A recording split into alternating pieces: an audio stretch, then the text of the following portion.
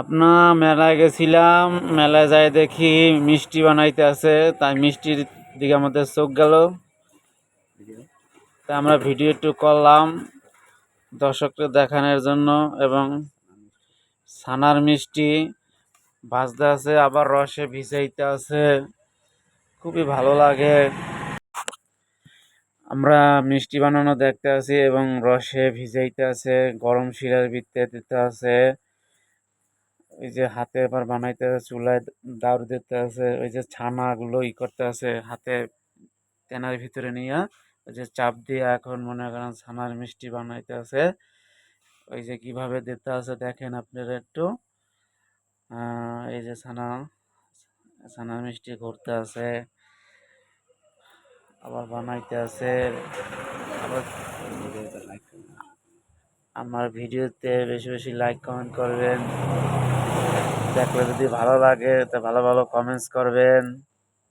খুবই একটা চমৎকার জিনিস, আমাকে চোখে লাগলো মতন আমরা ভিডিও করলাম। এই যে কত সুন্দর বানাইতে আছে দেখেন, এক হাত দিয়ে বানায় আবার এক হাত দিয়ে ছাড়ে, খুবই সুন্দর গায়েস, কত সুন্দর দেখেন হাতে বানায়। হ্যাঁ, এই যে আরেকজনের লাড়তে আছে, আরেকজনের লাঠি দিতে আছে।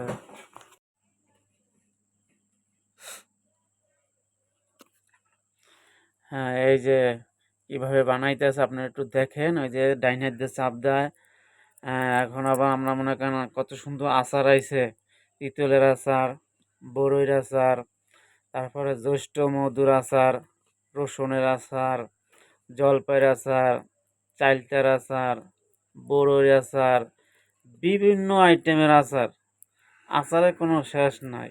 বোম্বাই মরিচের আচার, তারপরে আপনার অনেক মজা।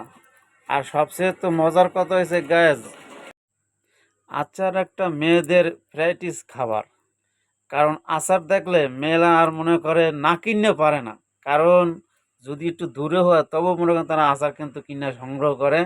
খুবই ভালো জিনিস। আর আচার একটা স্বাদের জিনিস। এই যে আমি কিনলাম, আমি খাইতে আসছি, দেখলাম এটার টেস্ট কেমন, না সেরকম টেস্ট, ওমাই অনেক টেস্ট, খুব ভালো লাগলো। তারপরে আমরা মনে করেন মন খুশি দেখলাম, এটা হয়েছে মন খুশি।